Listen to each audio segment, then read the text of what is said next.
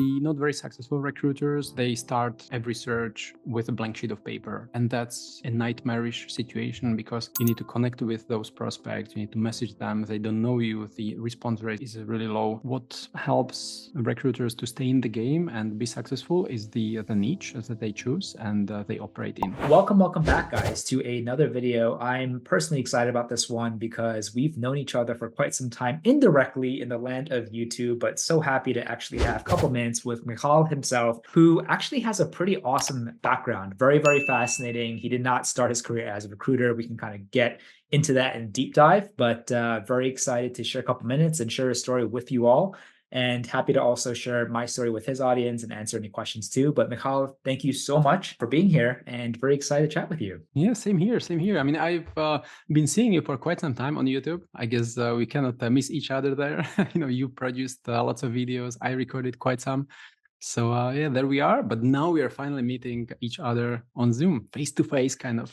Face to face. How cool is that? The world of social media. But I kind of want to get into it and learn more about your background. So I know if you guys are watching and you have not seen Michal's video, he has a fantastic channel, very focused on recruitment, specifically in technical recruitment, which we'll talk about more. But your background is fascinating because you actually, most of your career has been kind of in the engineering world, software engineering. You were a CTO, you started other companies. So let's talk about that real quick. Like, how did you get into that? Is that something you've always wanted to do?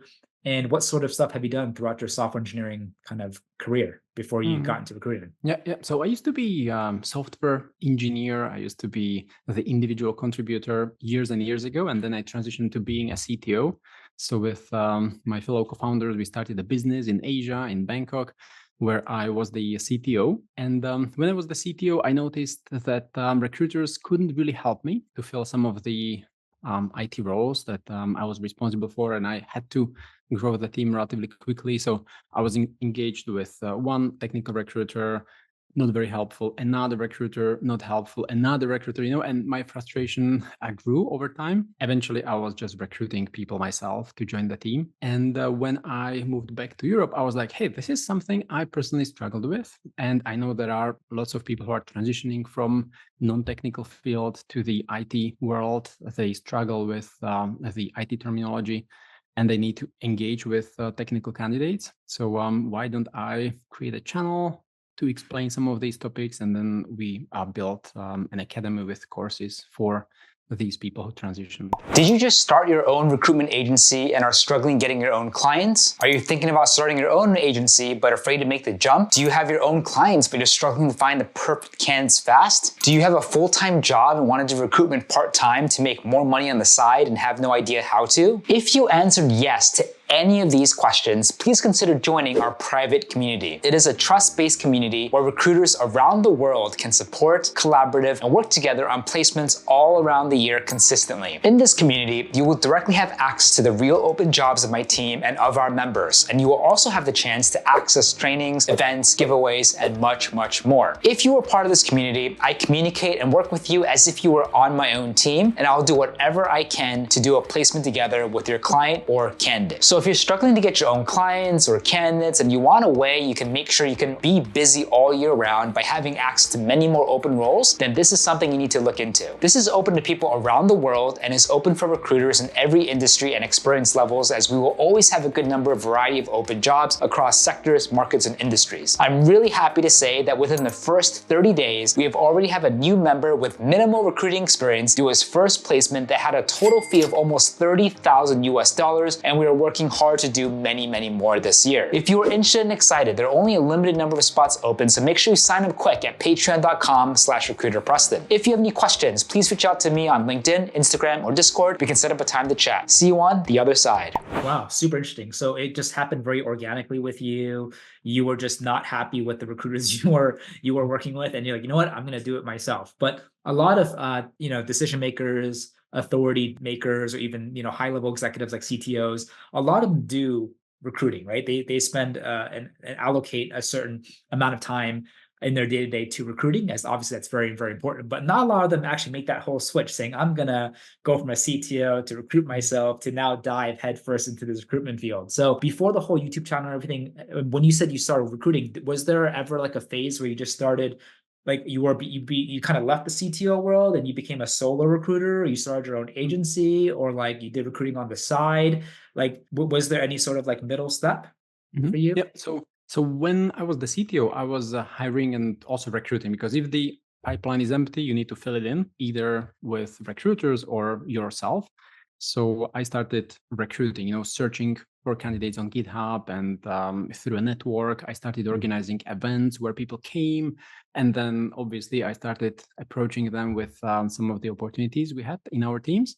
So that was the kind of organic way for me to start recruiting, because I had to. But then when the company grew to a certain amount, of revenue, we reached over $70 million per year. And I noticed that the business was less and less exciting for me personally, because suddenly it was all about optimizations. It was all about integrating fourth payment gateway just to save 0.01% of the transaction costs, or the overall costs. And that's when I started looking at something a bit more meaningful. I wanted to transition from the startup world, where we raised lots of money, but it was not very rewarding personally, to something that would be a bit more rewarding, right? When we help people to transition their career, whether through helping them find a job or upskilling them, it's really more rewarding for me personally, and I'm sure a lot of people can relate to this, and maybe you as well, right? You do recruiting as well, and I'm sure you get also lots of messages from people who you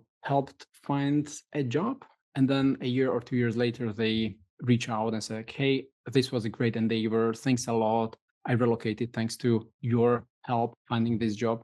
And that's something that is much more fun, really, compared to the job where we were integrating the fourth payment gateway.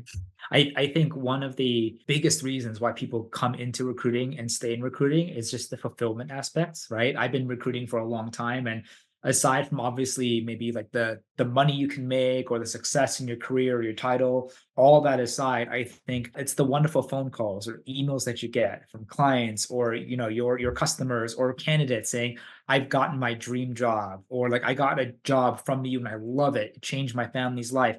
And it just never gets old, right? It never gets old. So whether you're recruiting for like 3 months, 6 months, 12 months, 5, 10 years, it honestly never gets old. And it really honestly helps, like the swings and the tough times in staffing, in recruitment, that we all go through. And so if you're looking for more purpose or for more meaning in your life, I mean, that definitely checks off that box, right? Than just kind of tinkering away at a feature or a product that you're like, this is just not making any impact on myself or perhaps many people around the world. Yeah. And do you also have a folder with screenshots of what people send to you? I think that's a great idea. I do not. I should. Yeah, I should. Do you? Totally. Yeah, I would totally suggest to kind of everyone listening to this, not just you, but I have this folder. There are so many messages, and sometimes I take screenshots of emails. Sometimes people leave comments on Trustpilot or somewhere. And then when you read it, I mean, it kind of feels good. But the real power of these recommendations and testimonials and nice emails is when you feel really bad about what's going on. In recruiting, we have lots of ups and downs, and especially when candidates are not responding, clients are not responding, clients don't pay invoices or whatever. There are so many different aspects that can go wrong. I usually just open this folder and I just randomly open some of these nice messages that people send, and it gets me back to the positive mode. You know what? I'm all about finding new hacks and new tools to use to make my frown upside down, Michal, because recruiting is tough. It really is. And I do my best, and I'm sure you do, and everyone else who puts out content, we do our best to kind of capture recruitment realistically, right? But there's only so much a camera can capture. And it's like with any job, though. It's not just in recruiting. There's ups and there's downs, and downs can get really difficult. I honestly, agree with you. If I had a folder on my phone with amazing testimonials, that would just get me back on my feet as soon as possible. So I think that's a great recommendation. And if anyone's listening and you're not doing that, you should totally do that. Maybe you should print them out, Michal, and put them all over your wall and frame it. When you're not looking at your computer, you can kind of enjoy all the wonderful kind of kind words that people are saying. But that's funny. And so I know that and what inspired you to kind of get into YouTube? Like how did that start from someone who was like a CTO who's super professional and serious? Yeah, that's a good question. I don't really recall the decision. It was probably one of those moments when I felt like I have to start something else. I often have this itch I'm the kind of person who likes to build things from scratch, and then when they reach certain threshold, like example of the startup where we need to integrate the fourth payment gateway, I like to hand over to someone else. So often I'm looking for these new projects that I can kick off. And I guess this was one of them. I don't recall exactly the moment, but most likely it was connected with the academy and the courses. So I started producing content, and then most likely I was looking around and thinking, hey, why don't I also promote it on YouTube? But how was it on your end, actually? Like, have you had some more structured thought process, or was the decision made strategically? Yeah, so definitely not strategic. It was, I would say it's more of like a kind of extension of like an interest I've had my whole life. So growing up, I was really into just cameras. So I love photography. I love videography in high school. And I just had to kind of put that away when you get older. You know, you go to college, you have to get a job, and you just have to get more serious. And a lot of the creative things or things you used to do growing up, you just have to put it to the side. And so when I started recruiting, Michal, I basically started first as just a freelance or just a solo recruiter. I was by myself for a couple of years, and that was great. You know, I was able to do a good handful of full-time contingent placements every single year. Life was great. I was able to travel, flexibility, but it got very lonely, right? Because I was a solo recruiter, I didn't have a team, and I'm like, you know what? Maybe like instead of hiring someone, I can maybe make a friend of the camera. and I kind of wanted to go back and do something creative for a long time, just kind of have a creative outlet. And again, YouTube about 3-4 years ago, everyone's heard of it. It's obviously a huge major platform. And I'm like, maybe this could just be a cool thing I can do, and just it can help me blow off some steam creatively wise, and just not take it that serious and just see where it goes. And so that's kind of what happened. Just kind of documenting my journey, documenting the ups and downs and the things I've learned. And then here we are. So obviously, 3 years afterwards, I take it a lot more serious now. I'm sure like you do, and trying to be a little bit more strategic. But a lot of it is just the same pillars I stuck to when I first started, which is try to be authentic and be transparent and be genuine, be myself. I try really, really hard to just make that consistent. I think like YouTube right now, it feels more like a commitment, obligation, than some sort of like a fun thing I do on the side, which I don't care about when it first kind of started. But yeah, it's really cool to see just how it organically grew, and the people that I met like you through social just has been kind of nothing short but amazing. So it's been quite a ride. Yeah, indeed. Same here. I mean, just sometimes I read the comments and the feedback from people. It's so cool to see that people are watching some of the videos that are 4 years old, and people still find them valuable.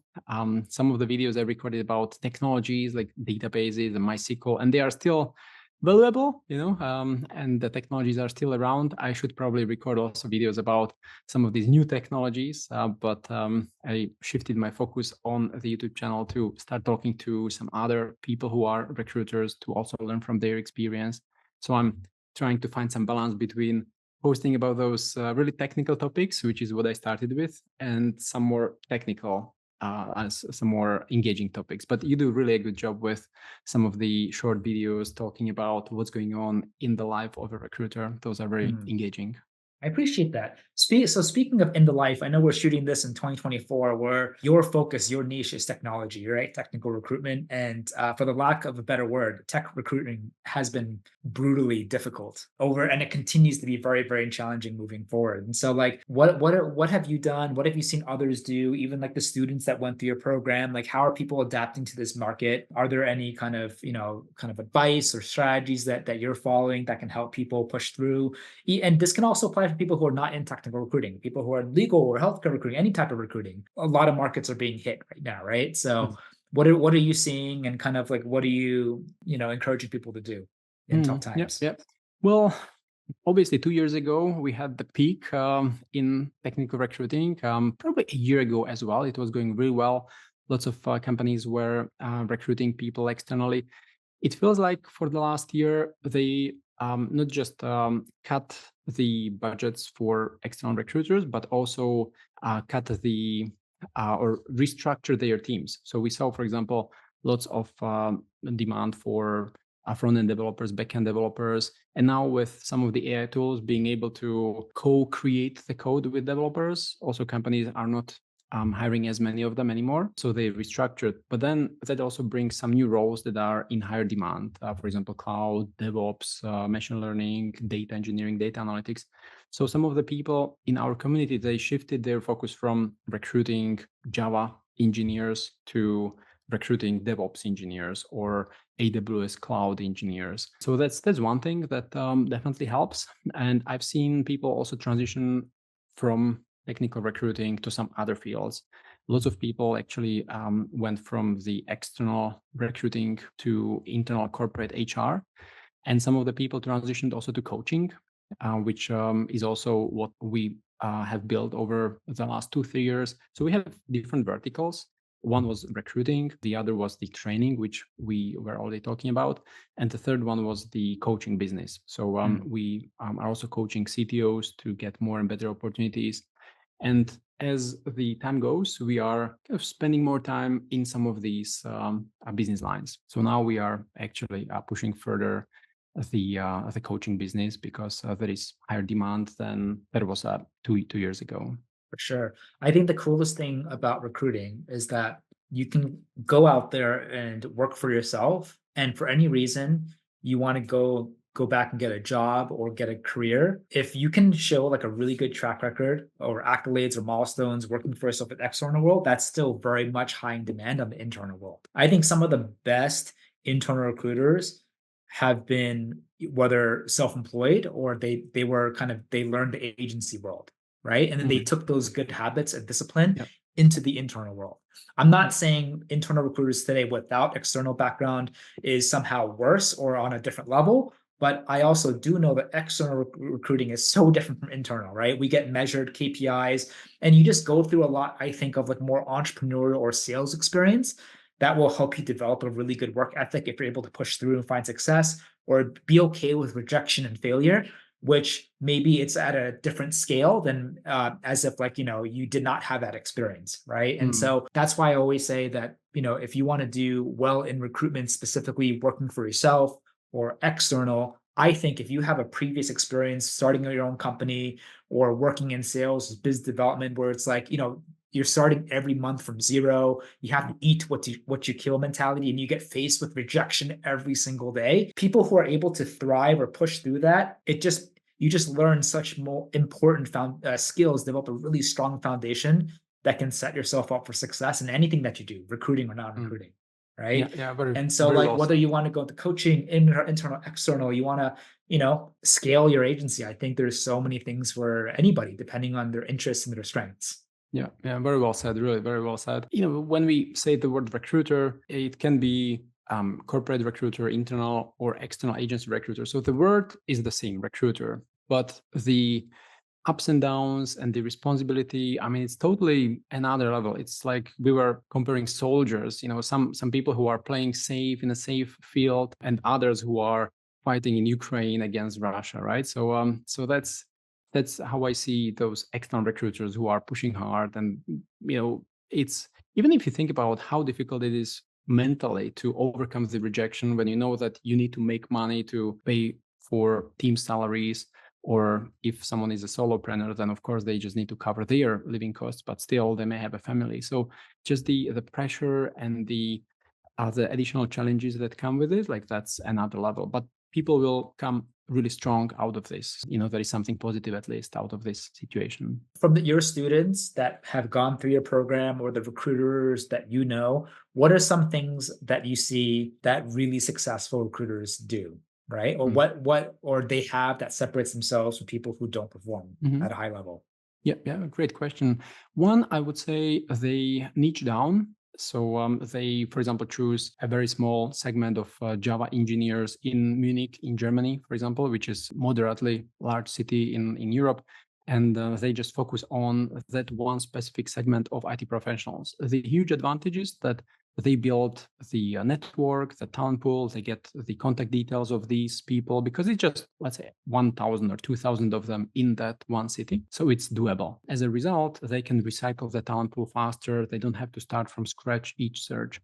On the contrary, the not very successful recruiters, they work on contingent mode, the business model, and they start every search with a blank sheet of paper. And that's a nightmarish situation because you cannot really recycle. Everyone can go to LinkedIn, of course, but still you need to connect with those prospects. You need to message them. They don't know you. The response rate is really low. And also, if you jump from one segment to another, even within IT, you have web developers, data analysts, SAP developers. It's still very different. So your knowledge is not deep enough to assess the quality of those candidates. So back to your question, what helps recruiters to stay in the game and be successful is the niche that they choose and they operate in.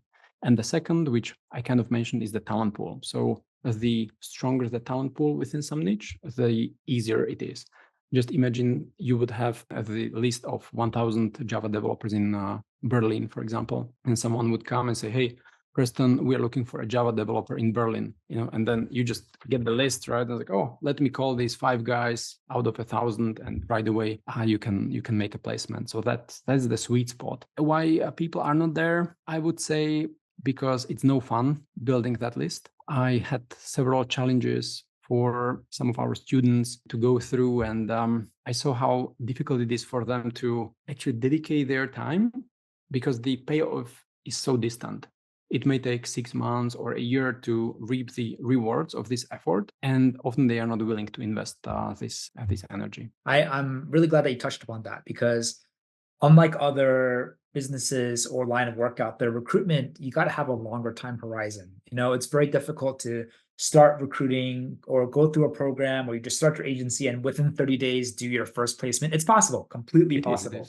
But you just have to really luck out, or you just have to just right place, right time, right person, right? And just goes really, really fast. But I think for the most people, like, that's just very difficult to do. It's unlikely, right? Not to mention the average interview time at a company is probably 2 to 4 weeks anyway, right? Just for one person to go through first interviews all the way to the negotiations and offers. So people got to have more patience, but to really help you, you got to push through and you got to just be consistent, right? I think if you just come in and you're like, I want to make money like now or 1 week later, and if it doesn't work, it's a scam. Recruiting is not for me. Like you're not going to find success in recruiting, but you're also not going to find success anywhere else with that mentality. Right. Yeah. So I think it's really, really important to have clear expectations, understand that recruitment is a people's game, right? And it's all about the relationships, and it's all about just like, putting in that work. And then if you can do that, the results will happen. But I also agree with what you said about niching down, right? That's super, super important, because like people talk most confidently about things that they know. So if you are niched down in like one market, you get to know that market really well. And so when you talk to hiring managers or you talk to candidates, you come off as someone who is very credible. But if you do a little bit of everything, and you talk to a candidate this morning who is a software engineer, and then you talk to another candidate this afternoon who's a digital marketer, or another who's in healthcare nurse, like, you're not going to come off credible to any of these people, because the knowledge that you have on each of these things are very shallow. And people know if you have no idea what you're talking about. Of course, right? of course. And especially in IT, everything is just so technical. And it just breaks down to all of these tiny little frameworks and tools that these people use. And I've been in IT for 18 or 19 years by now, and I don't recall most of the terminology. That's why I created the mind maps. Now they have 80 pages of different levels of the terminology, from the really highest level. It's breaking down to the lower levels. Like, really, it's hard. I've seen, actually, on this note, I've seen people who just transition and they make a placement within a month. It's rare, indeed. It's possible. They need to also be lucky, really, just to admit. But if I look at some of the average of our placements, we made almost 100 placements over the last 2.5 years. So it usually takes at least 3 months to make a placement and get money from the client, because most of the clients take forever to interview candidates, even if I try to organize those interviews, but still they often go for a vacation, or they need time to decide, or whatever. There are gazillions of reasons why it takes so long. And then you send the invoice, and then you wait for the invoice to be paid. And then on the due date, you realize it's not paid. So you need to reach out to the client. They're like, oh, but we sent the money. And this just happened a month ago. We were chasing a client for another 2 weeks to pay the invoice. So, there are lots of ups and downs. So if someone is, as you say, looking for some quick wins, this may not be the business to earn quick cash. But really, which business offer this? Probably ice cream. If you have ice cream stand now, then that would be an option. At least if you're not going to get paid from ice cream, at least you can just eat your own ice cream and still just be very, very happy. So true. But yeah, I like to think that the first 90 days minimum is like just learning the skills, putting in that good practice and good habits, developing them, and then just keep it going, right? A lot of success doesn't come from the snazziest tools or the coolest AI. It's just learning the fundamentals and backing it up with hard work. And if you can't work hard, it's just not in recruiting alone. Like it's just going to be very difficult to find a level of success really in anything, right? So I think patience is important, but also willing to kind of roll your sleeves up and do the work consistently, I think is very, very key.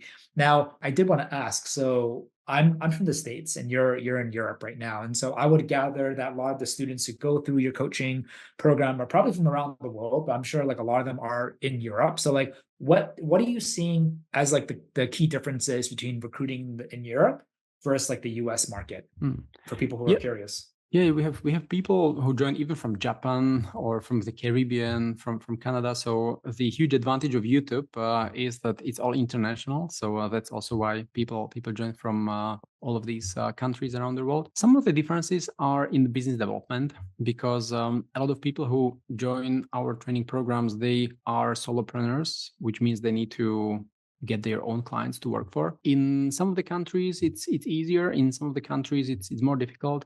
For example, in German and Austrian market here in Europe, it's very patriotic. So recruiters who would like to work internationally are usually not very successful approaching the local German, Swiss, and the Austrian market. On the other side, you guys have a huge advantage in the United States that while people can work remotely from within the US, you can really reach out to kind of anyone, and you can work for a client from Texas and still submit a candidate from North Carolina, for example, right, to work remotely. However, just thinking about some of the really successful recruiters, they still niche down. So I'm sure you know Benjamin Mena. I also had a great call with him just recently, and he was saying, hey, I just focus on cybersecurity within the Washington, D.C. area. I mean, he knows the 2,500 cybersecurity engineers, and that's the people he goes after, even though the overall market is huge, right? So so the business development is different and difficult in different countries. Some of the people who joined from Japan, for example, obviously cannot deploy some of the strategies that we here in Europe can take advantage of. The market is completely different. It gets people to meet face to face, and it's very long-term process to get a client. Wow, interesting. I think 90% or probably 99% of what you teach in your program is probably can be utilized by people around the world. And you just have to, like with any business, just adapt to your local market. So that's very fascinating. I primarily have experience in the US. I've done a little bit in the UK, but not too much in mainland Europe. And so that's always been kind of very, very fascinating. And so for people who are very curious about kind of diving deeper into technical recruitment, so you have a program, what journey do you kind of take people through if they kind of start with you? Yeah, so the first step usually is to choose the niche. And I need to admit, I'm guilty of this myself, right? When we started 2.5, 3 years ago, the agency, I thought IT is the niche already, which later I discovered it's not really. So over the last 2.5 years, also, I was working on all of these different segments of the IT world, analysts, DevOps, cloud, whatever. But just in the last 12 months, really, I realized how inefficient that was. So some of the most recent students now, as the first step, they choose their niche. Coming back to what we already discussed, cloud and DevOps is one of the trending niches these days. Security is the other one. Data engineering, business intelligence, the third one. So they usually choose what they would like to focus on, and then they go really deep in this segment of IT. When we had people 2-3 years ago learning about the IT world, they, for example, learned about programming languages, frameworks, and whatnot. And then they learned about Docker, for example, just on a really high level. But now, and back then they didn't really go deep enough to be able to screen a candidate, whether he or she uses Kubernetes and Docker. And I don't want to go into details, but that's the shallow level where we had to stay because they need to cover all of these different segments of IT.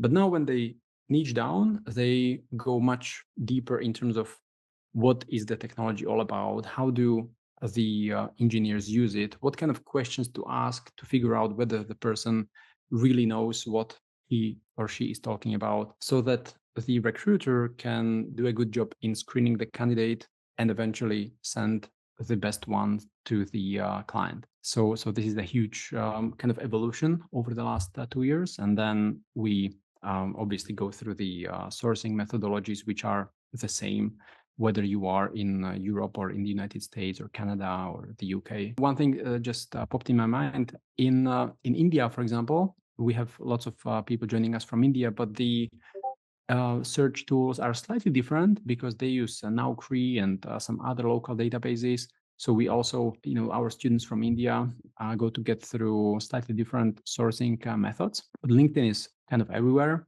except Japan, for example. It's not very strong in Japan. But the search methodology can be also applied in some of those local databases in Japan, because it's all about the advanced Boolean and the way to think about how to combine the keywords. That's really important. So a lot of the principles are applicable across different tools and search tools. I mean, now there are so many of them, right? With the AI kind of everywhere. It's just about choosing one and going with it. Do you have like a favorite tool or tools that you like to use, or maybe your European or American kind of students use? Yeah. Well, aside from LinkedIn. Yeah, this was a very popular question for the last 5 years, probably since I started the program. And during pretty much every Q&A, there is a question: oh, which tool should I use for sourcing? I mean, it's always so. It's kind of funny but sad at the same time, because people haven't learned how to use LinkedIn the right way. They barely scratch the surface with how to find candidates on LinkedIn. Yet they want to jump to something else, right? And always I'm like, hey guys, let's pause here. Let's spend a few hours learning how to get most out of LinkedIn. Just as an example, I have a son. He's 11 years old now, and he can also open LinkedIn. He can type front-end developer to the search bar, right? But that's just the scratching the surface, search itself. We can go much deeper as soon as we start combining the different keywords and the tools that these front-end developers use. Coming back to your question, I mean, there are new tools popping up every day. My LinkedIn feed is full of new tools that are being released based on ChatGPT and how it can pre-screen candidates. One of the favorite ones is Nebula, actually. It's also the one where I had a great podcast interview with the CEO, and they do really cool stuff. They have been working on the tool for the last 7 years. So that's a great one. But with all of these tools, I would still let people to keep using LinkedIn the right way before they start shifting elsewhere, because most of the other tools, they just scrape LinkedIn. So they have the same data as LinkedIn, right? And they can reach out to people through LinkedIn, send emails. LinkedIn is king and will always remain king for you. Yeah. Yeah. For the time being.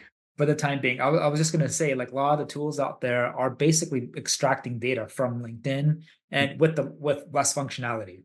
Yeah. Right. Yeah, exactly. And power. And so it's like, why waste your money on that? They might have sexier branding, right? Or like a cooler looking website, but just use LinkedIn. And so, but the interesting thing is, I don't really blame them, because if you decide to go into the recruiting game, so many tools out there, so many plugins, so many platforms, so many job sites, so many like AI things like you're talking about. It can be very, very overwhelming. I'm always about just keeping things simple, like of course you can test out maybe a small allocation every time on new stuff, but like keep your original stack simple and get to know it really, really well. Because if you know LinkedIn well, you don't need really anything else. Seriously, maybe depending on your market, you might need other tools that could help. But I agree. Like LinkedIn is awesome. It's our OG, and it will continue to be our OG. But at the same time, I'm also just kind of curious to see like what other people say and what other people use. I've actually never heard of Nebula, so that's a cool one that we'll maybe look into. But I appreciate that. And so, what are your thoughts with like the future of recruiting and the future of recruitment with the advances of technology, and how is everything going to change, you think, in your opinion? Yeah. Well, I was also asking this question a lot of people recently,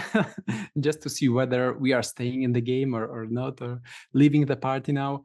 And it seems like there is still place for recruiters. And we also shifted our focus to the two segments. One is the DevOps and cloud, and C-level executives within the technology space. So, it's very likely that the CTOs will stay around, right? Even though if front-end developers will not be. So one thing is what to focus on. And the other aspect to your question is, will companies still need recruiters to fill those positions? I think yes, because this is the relationship business, really, especially for the A players. I mean, you can find B players and C players on LinkedIn or any job board, right? The low qualified jobs can always be filled with just simple job boards or postings on Facebook or wherever. But if you think about those real A players, people who have experience, people who have lots of opportunities, someone needs to pick up the phone and call them to convince them to join a company. And it's not going to be ChatGPT that will be initiating the call, right? People can now spot emails by ChatGPT, written by ChatGPT. So they will also spot phone calls that will be, dialed by some AI. So at the end, it will be the recruiter who is out there meeting people. Just imagine you had the list of 500 Java developers or CTOs in Germany, and you know them, they know you, you have their WhatsApp number, you have them in some WhatsApp group, and you can quickly just message them, hey guys, I'm looking for someone, anyone is interested. I think that will be the sweet spot for recruiters going forward,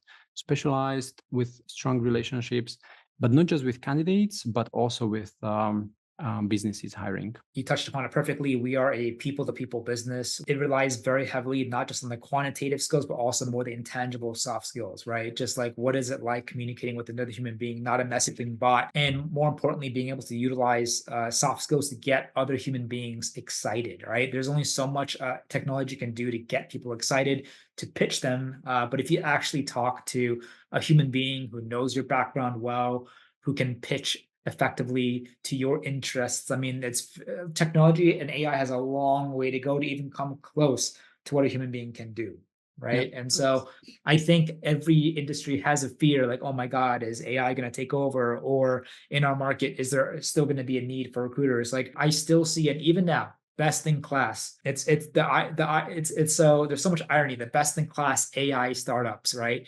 Maybe even more niche. Best in class AI startups, HR recruiting, are still using external recruiters to fill their roles, right? It's just there's a huge gap there, and if that ever closes, probably not in our lifetimes. So I still think adamantly like there's a huge need for recruiters. That's not going to change. This industry also is massive. It's been around for decades. It's a multi-billion-dollar industry, the global recruitment staffing industry, right? And I think it's definitely an exciting place to take a hard look at if you're not a recruiter, or if you're in there, if you're in recruiting right now. There's so much opportunity. It's all about like be specialized into like what you want to do, right? What if you're a freelance or you're working for yourself, make a persona for yourself. Do you niche down like Michal was saying? Like you want to be the OG guy in Munich, Germany about cybersecurity, or maybe like healthcare folks in Louisiana, right? Like just niche down as much as possible, develop a reputation, and then just kind of staying consistent. So it's and there is one more thing that just popped in my mind now when you said the word staffing. Because mostly when we talk about recruiters, people imagine the contingent business model, the success fee, permanent placement. But I think this is also the area where the companies are just using the internal corporate recruiters to fill those roles these days. But what is likely here to stay is the outstaffing model with contractors, where a company may need a cloud engineer for a 3-month or 6-month project, and they will need someone to organize this. It's also connected to recruiting, but you are not really recruiting the person and getting the one-time fee, but instead you have some margin on top of the salary of the person. So with this, I think a lot of recruiters will over time shift to these agencies, if we can call them, very specialized agencies, because on the surface, really, you do the same job. You recruit people, but you don't collect the money once.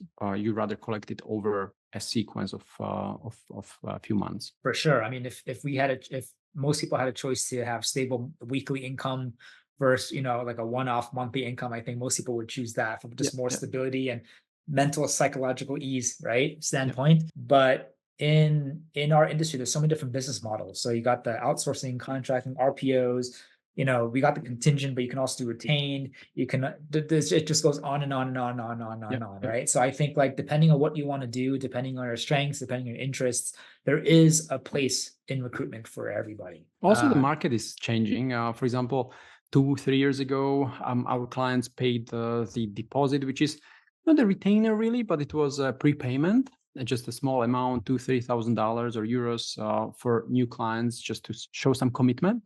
So, the retainer usually is for the more executive roles, that's how I understand it. But for the last 6 months, really, we haven't really had any client to pay this, which is also an indication how the market is changing. The managers are just looking at the market. They see lots of recruiters, so they question, hey, why should we pay setup fee or some onboarding fee to this agency? Let's rather work with these other 5 agencies. So while there are lots of different business models, their preference is also changing over time. Still, there is space, for example, for retainer, or in case of the more senior roles, C-level, VP of engineering, definitely yes. With contingent model without any prepayment, it's really hard to make money these days. But the outstaffing, contracting business model, definitely something to explore. You have to adapt, right? You have to adapt to whatever's happening. But I think what's really, really important is you have to do whatever you can to leave a good impression either way, right? And so have to adapt, be flexible, just to even pick up that client or engage. But whether or not they hire from you or they don't hire from you, you want that hiring manager to walk away saying, wow, working with Preston or working with Michal was amazing. So next time that they do want to hire, they reach out to you, right? Reputation and just good relationships is one of those things that people just don't, it's very low key, and it's kind of an understatement for a lot of people, because people just want that quick money, quick win now, and they'll do whatever they can, shortcuts to get that, right? And I understand money is important, but understanding that, hey, if you're in this for the long term, and you're looking to build a business or a successful career in the long term, it's really important to do things correctly. And if that means you have to bite your lip, sometimes you just lose a client or you lose a role, but that client can possibly introduce you to other clients, or they can come back to you in the future. And even though you're not making money now, you can make money in the future. It's, in my mind, it's always worth it, right? So true. To be professional as much as you can, no matter how difficult it is. Yeah. And on this note, how is the market on your end in New York? Market is tough. I would say it's funny. I think as easy as it is to focus on the doom and gloom, like there is also just if you just go on the other side of the fence, companies that are getting funding and scaling and going crazy. But I would like to think that you have to look at the US market just with the macroeconomic perspective. Like there's a lot of economic financial headwinds that the country is going through right now, right? Interest rates, inflation, yada, yada, yada. It's just endless. So naturally, companies just want to spend less, right? So that in and of itself, it adds like an extra barrier of difficulty to just get new clients for sure. But at the same time, I think there's still just a same amount of companies that are growing and they're scaling, that just raise the massive seed or Series A round, that are into growth phase, right? So it's all about like identifying those opportunities, knowing exactly kind of how to get into that, cultivate that relationship, or if you've been recruiting for a while, leverage your word of mouth kind of network for fantastic introductions or warm leads, and just do your best to capitalize on it as much as possible. But I would say without a doubt, it's a lot more challenging now than 2 or 3 years ago for sure, when like no effort to get clients, no effort to do placements, right? Now it's like, it's really a time that will separate people who know what they're doing versus people who are just banking on luck, right? And skill. But the one thing that I do not want to be afraid talking about is, it's tough also from an emotional, psychological point of view, right? Because I think a lot of our business is still in the success-based contingent. And so with that, when you do placements, life is amazing.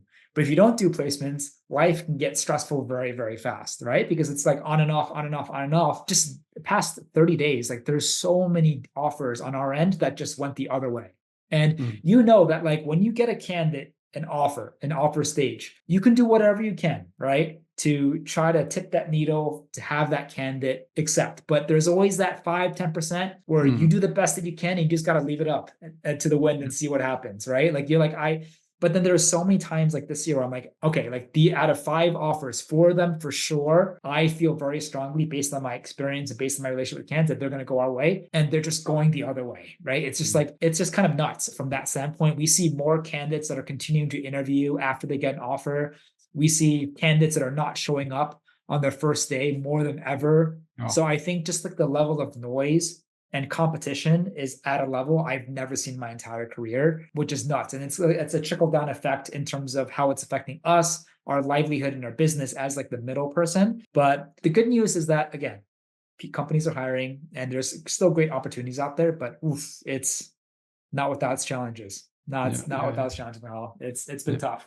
But I'm hoping it gets better, you know? At least we will come out of this much stronger, right? The fun thing is that when I was talking to someone who was in this business for 20, 30 years, they're like, oh, well, we had this before, this is nothing compared to 2008, or some of these claims. And I'm like, well, okay, well, that's not that bad yet. Could be worse.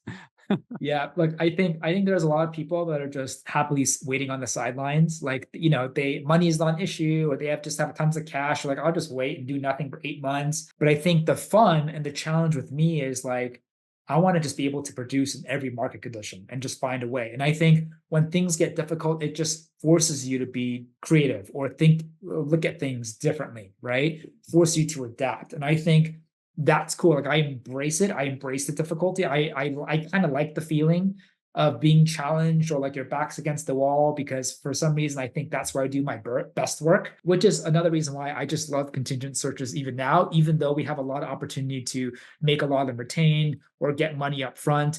I just love the competitive drive of staffing and recruiting, but that's just me in a very weird way. But it's very unique. And every time I hear people say, oh, this is nothing compared to 2008, I'm like, that's great news. Like, don't tell me that. I don't want to know that.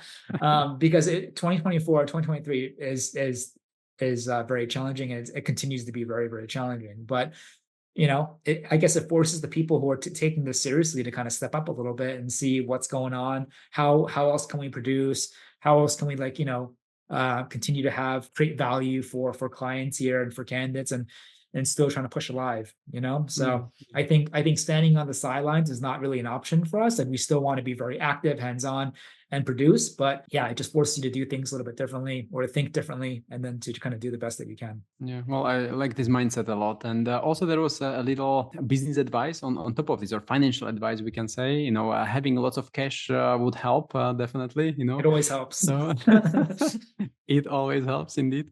So that's something I haven't really managed well. I mean, my co-founder, he passed away last year. He was 35 years old, and it actually got us to not very pleasant financial situation, because I had to take over lots of his responsibilities, and it also burned our cash reserves. So often also feels like we are kind of on the last minute chasing some invoices. But that's also what I like and appreciate about life in the long run. Not exactly in that moment, when an invoice is overdue, but in the long run, I appreciate this learning and the personal growth that I'm going through, because the alternative would be having a safe job in a corporate environment where I would not be as challenged and pushed as you just described, right? So this is the environment which also helps us to get stronger and get more out of life in the long run. I think working for yourself is the most desired, I think, or just like the one of the biggest blessings you can ever have in life. I think there's nothing more fulfilling than it,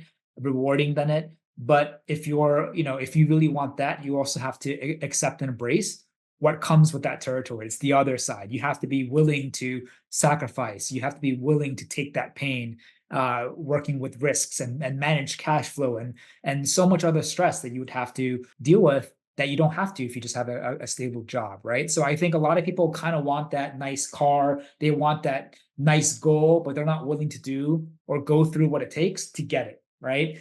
And I think entrepreneurship's not for everybody. I think some people would make terrible entrepreneurs. Some people can only do entrepreneurship. I think some are just born to be it. But I think there are a lot of good habits that you can create that, if you're afraid of entrepreneurship or you want to do it for the first time, you can just listen to someone who's been doing it, follow their advice, and then build good habits, and you can push through. But yes, that's what life is. It's a journey, right? Enjoy it. Of course, we all want big piles of cash, but I also think like, if you're able to kind of get through it live, Michal, which I hope you and I do, maybe next time we do a video, we'll just have less hair on our heads. Hopefully we can come out more wise, but just appreciate the journey, right? And just appreciate like just not giving up. And it really does feel like we're like soldiers in the trenches every single day. And you never know what tomorrow brings, but you just have to like do your best today, give it your all, and then just kind of hope for the best, right? Awesome. Well, this is very, very inspiring. So I also hope people who will be listening to this or watching on YouTube will be inspired, or they will probably say, hey, this is not for me, I'll do something else. And that's probably fine as well, right? Yes. I think life is full of seasons. Life is full of chapters, right? And I think what you do now is not maybe perhaps what you'll do for the rest of your life. But it's super cool to meet someone like you and to learn more about your background on how you went from really just a successful career in engineering. You became a CTO to now kind of go into the recruitment space and dive into YouTube, finding success there. And you're also just in a whole nother part of the world, right? You're in Europe and I'm in the States here, but very, very cool to like meet other like-minded people who are on similar journeys and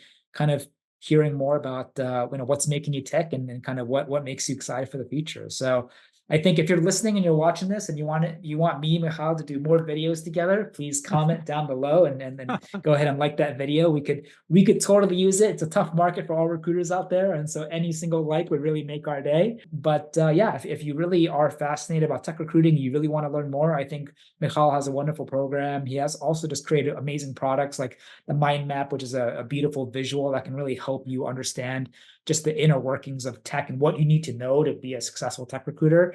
And so definitely give him a shout out and follow if you want. I think for our first chat, I definitely had a wonderful time picking your brain, get to know you more, and excited to see like what else we do together. Yeah, well, I feel so pumped up that, it's 7 p.m., but I feel like going back to work, and closing some deals. It's all about action, execution. Don't stop. Exactly. Don't ever Let's stop, do it. Michal. Yeah, this was fun. Let's do this again. Once people give some likes and some love on YouTube. Yeah, I think either way, we'll still do videos together. But Yeah. I think it would really help us if you guys give us a like or two. Much, much appreciated and very grateful for that. But Michal, thank you so much for your time, man. I know my day literally is just starting right now. It's I think it's 10 a.m. here, so I still got a whole day with busy calls to do. But I'm glad we're able to make this happen, and excited to kind of stay in touch and keep collaborating together. It was super cool fun. Let's go close some clients, candidates as well, and I see you soon again on YouTube. You got on it, Zoom. Michal. Thank you. Thank you so much. See you guys, everyone. Bye.